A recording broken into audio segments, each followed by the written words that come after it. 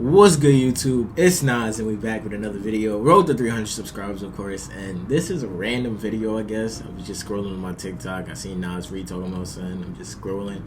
And I just really had a moment to think about, like, what happened to Cam Reddish, bro?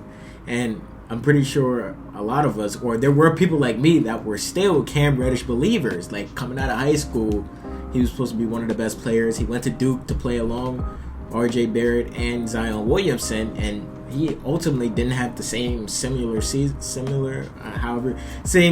as them. He went to the draft. He went 10th to the Hawks, and the Hawks got him with the Luka Doncic trade, if you could remember correctly. And it looked like they were getting Trae Young and Cam Reddish back to back. It was going to be their future, basically. Cam Reddish was going to be looked for as another piece of that puzzle. He used to start on that Hawks team until he got benched eventually, but Cam Reddish showed so much promise, and what happened? It's like all the talent was sucked out of his body, bro. Because every time you hear a story about Cam Reddish, and it was ex-high school players, they still be like, to this day, Cam Reddish was the hardest player to guard. And at that time, Cam Reddish did have everything. He had the jumper, he had the defense, he had the handle, obviously, he had the athleticism.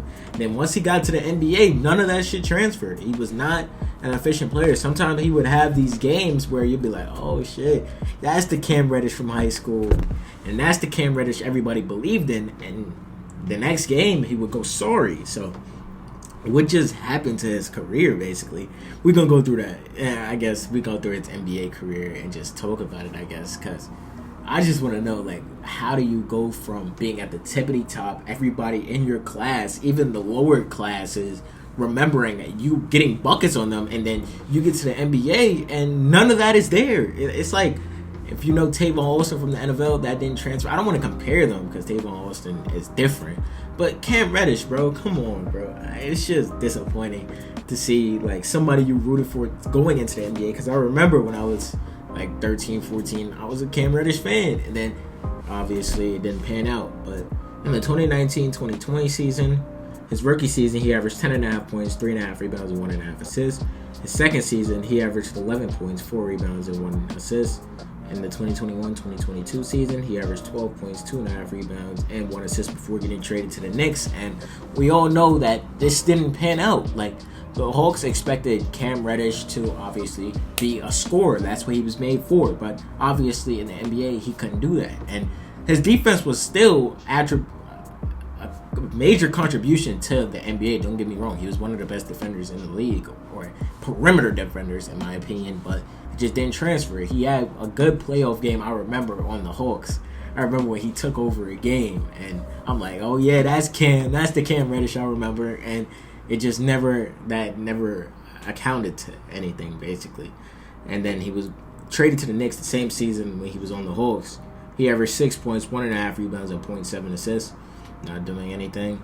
And the next season, and then on the Knicks, he averaged 8.5 points per game, 1.5 rebounds, and 1 assist. The Knicks obviously ended up trading him that season. He didn't even get to play a full season in New York, where they got a first-round pick and they got Josh Hart. And we all know how controversial Josh Hart is to the New York Knicks now. And that's how they got him, trading Cam Reddish. So Cam Reddish was at least good for the Knicks in some regard. He was traded to the Blazers. He played 1 season where he averaged 11 points, 3 rebounds, 2 assists.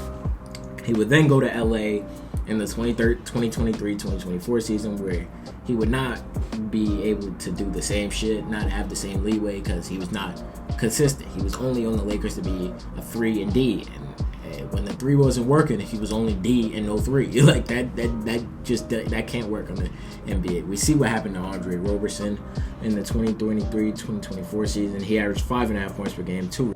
And you can say that was obviously where his career hit a downward spiral. And at the start of his season, like, he's never been healthy. I didn't even say that either. Like, the beginning of the video, people might get on me because I only clipped the beginning of the video and posted on Shorts and TikTok and Instagram. But he's never played over 60 games in his career. That is crazy to me, bro. That's actually insane. First season, he played 58. Second season, he played 26. Third season, he played 34. Fourth season, he played 15. Fifth season, he played 20. Sixth season, he played 20. Seventh season, he played 48. And last season, he played 33 games, and he averaged 3 points, 2 rebounds, and 0.7 assists before getting waived. He wasn't getting consistent minutes, and he was no longer needed in the NBA. And I don't think he will be back in the NBA because of how disastrously bad he was these last 2 seasons on the Lakers. Like, I don't know how his career just hits this downward spiral as soon as he gets to the NBA. Like, that's what I don't get. Like, I feel like he didn't have the drive. Like, I see some people talk about it, like when they talk about Cam Reddish, but I just really don't understand how you could be that good in high school and none of it transfers over. Your offensive ability just doesn't. You just don't care anymore once you get to the NBA, which really doesn't make sense to me. But that's Cam Reddish at the end of the day. Like, he was deciding if he wanted to play basketball anymore like this season, and we still don't know. He's a free agent right now.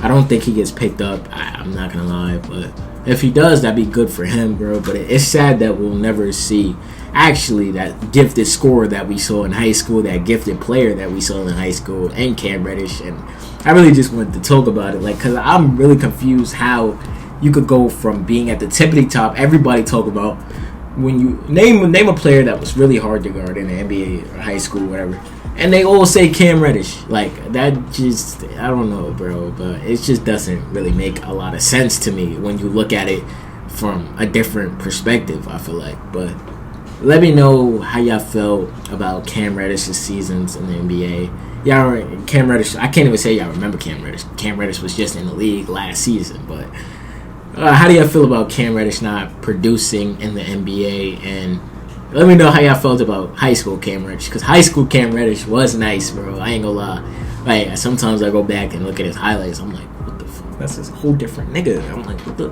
How the fuck did that not transfer over, bro? But at the end of the day, it's the NBA, it's sports, it's the NBA. If you're not driven to be one of the best, you're not gonna be one of the best. So you just understand that at that point, and hopefully Cam is good, though. Seriously, if he actually is going through something mentally, but. Subscribe. Hey y'all, if y'all made it to the end of the video, I hope you guys enjoyed this video, and the channel icon's right here on the right, and there's a video on the left. Click one of them holes if you didn't watch it already, and subscribe, help the channel grow, and I appreciate you.